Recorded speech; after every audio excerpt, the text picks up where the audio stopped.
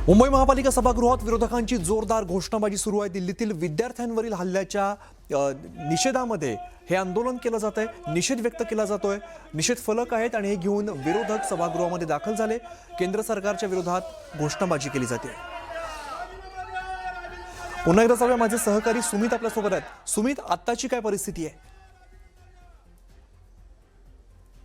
अमित, खरं तर बाहेर सभागृहाच्या बाहेर आणि महापौरांच्या दालनाच्या बाहेरच विरोधकांचा गोंधळ चाललाय। विरोधकांनी घोषणाबाजी दिली आणि त्यानंतर मग सत्ताधारी देखील आता घोषणाबाजी करतायत। सगळा गोंधळ परिसरामध्ये सुरू आहे।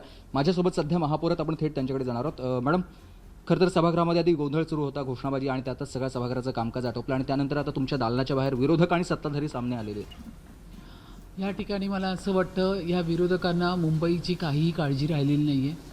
अतिशय महत्त्वाचे प्रश्न आपण या मुंबईच्या सभागृहामध्ये, पवित्र अशा सभागृहामध्ये घेतो।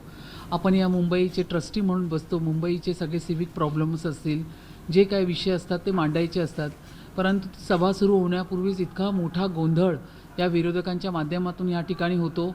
या ठिकाणी संपूर्ण राजकारण करतात, आदळापट करतात, आवाज करतात मोठमोठ्याने। आता वारंवार हे त्यांनी सुरू केलेलं आहे। अजूनही मला असं वाटतं विरोधी पक्षाला त्या मानसिकतेमधून बाहेरच आलेले नाही की आपण विरोधी बाकावरती बसलो आहे, म्हणून वारंवार त्या मानसिकतेमध्ये राहून सतत ते गोंधळ घालत असतात। परंतु आता आम्हाला त्यांची सवय झालेली आहे। आम्ही मुंबईच्या हितासाठी आणि मुंबईकरांसाठी त्या ठिकाणी आम्ही आलेलो आहोत आणि मुंबईकरांच्या हिताचे सर्व कामकाज मी त्या ठिकाणी पूर्ण करते। खरं तर आता तुमच्या समोर CCTV पण आहेत, अगदी समोरच तुम्ही पाहताय। तिथे एकतर सत्ताधारी असो किंवा विरोधक, दोन्ही पण आमने सामने आले। दोघांना तुम्ही आता काय संदेश देणार? कारण दोघांना पण शांत करणं गरजेचं आहे, नाहीतर हा गोंधळ असाच सुरू राहणार आहे। एक लक्षात घ्या, एवढ्या आपल्या या कॉर्पोरेशनच्या सभागृहामध्ये आपल्या देशाचे पंतप्रधान आदरणीय नरेंद्र मोदी साहेबांच्या विरोधात अर्वाच्य भाषेमध्ये घोषणा करणं हे विरोधकांना शोभत नाही। आज